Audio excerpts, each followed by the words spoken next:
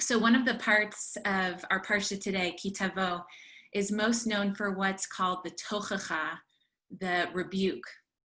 While God promises that the Israelites will receive blessings if they follow the commandments, the list of curses if they disobey the commandments far outweighs the list of blessings. And Santi's going to be speaking about this more a little later. It's not surprising that among this litany of curses is the promise of plague. Through Moses, God warns, Vaydabek Hashem b'cha et hadaver ad kaloto otcha. If you do not listen to God's voice and follow the mitzvot, the Torah says, God will make plague cling to you until it consumes you.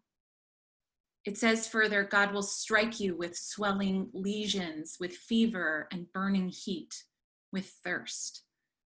And while the Torah doesn't say that you will be cursed with a racking cough or that it'll be hard to breathe, I would guess that had the author of this text experienced coronavirus, he likely would have included that kind of suffering in this long list of curses too. This philosophy about the connection between human crime and divine punishment exemplifies a belief throughout all of Deuteronomy. To sum it up, the philosophy is if the Jewish people follow God's commandments, they'll be rewarded with blessings, and if they disobey them, they will be cursed with all manner of suffering. This is an ancient system of belief that compelled generations of people, Jews and non-Jews, to believe that if they behaved badly, God would punish them. This philosophy has led to cultures that relate to suffering as punishment and to blessing as reward. The belief that bad things will happen to bad people and good things will happen to good people. And in many ways, this philosophy was really well motivated and made a lot of sense for the generations before us, and even for many today, because this belief system offers an explanation for why some people prosper and while others suffer. If you accept this as an axiom, instead of asking yourself questions like, why is my loved one suffering while I am not?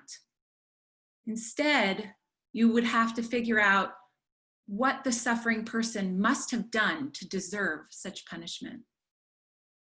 And if the person repents and changes her ways, maybe God will stop punishing her.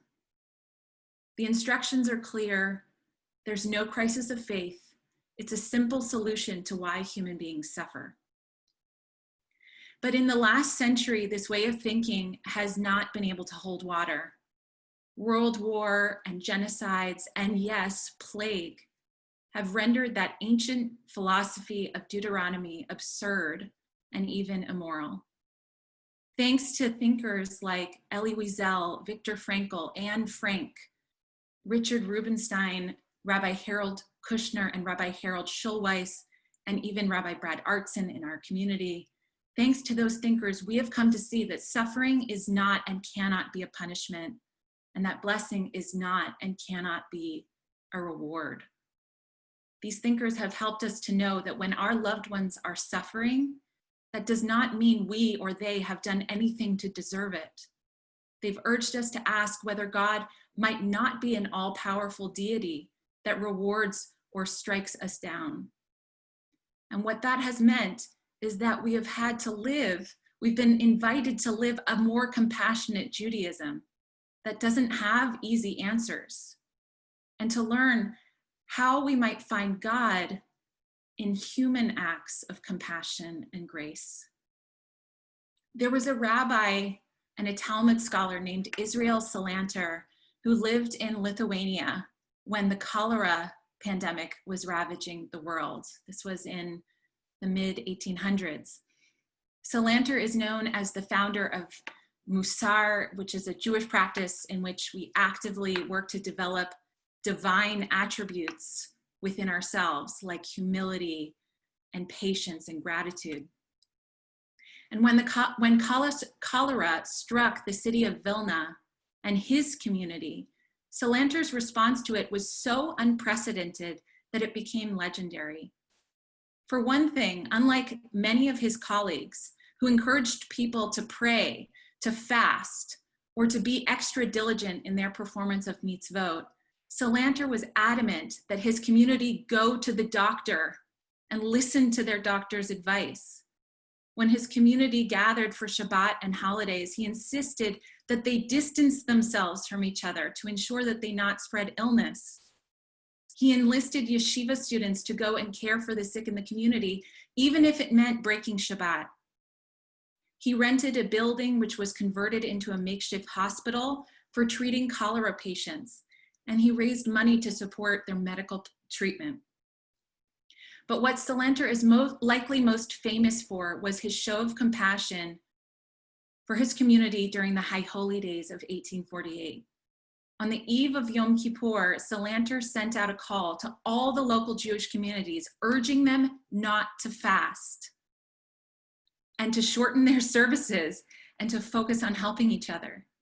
He was so concerned that fasting and praying for such a long period would threaten the lives of Jews that he declared that fasting would in fact be a desecration of Jewish observance.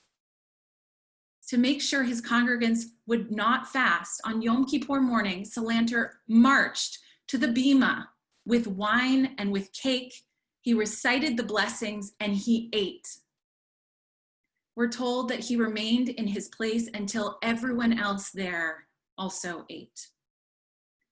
The response to Salanter's radical action was shock and outcry. The people, and most especially the other rabbinic leaders of Vilna, were horrified by what he did to such a degree that Salanter was soon forced to leave Vilna. But here we are in 2020, over 150 years after Israel Salanter insisted on protecting the health of his people during a pandemic. And our world and our community has been struck with plague, and scores of people are suffering and dying. And while I'm not saying that I think we should all refrain from fasting this year on Yom Kippur, I'd actually be curious to know what our medical task force would say about fasting and extended periods of prayer. But what I do want to lift up this morning is Salanter's and others' compassionate practice of Judaism. Instead of relating to cholera as a punishment for which his congregants had to repent, Salanter responded to cholera with radical compassion. And he responded to it as a moment when the practice of mitzvot needed to be adapted and not treated as the cure for illness and death. So in case you needed a reminder of what I consider to be obvious, what we're moving through right now is not some divine punishment. What we're moving through right now, we don't know why it's here or why we're having to suffer in this way. But we do know that it's a call for compassion, not religious zealotry. It's a call for the suspension of the normal for the sake of reevaluating the way that we live and the systems we create in partnership with God to deliver all people from suffering. Shabbat Shalom.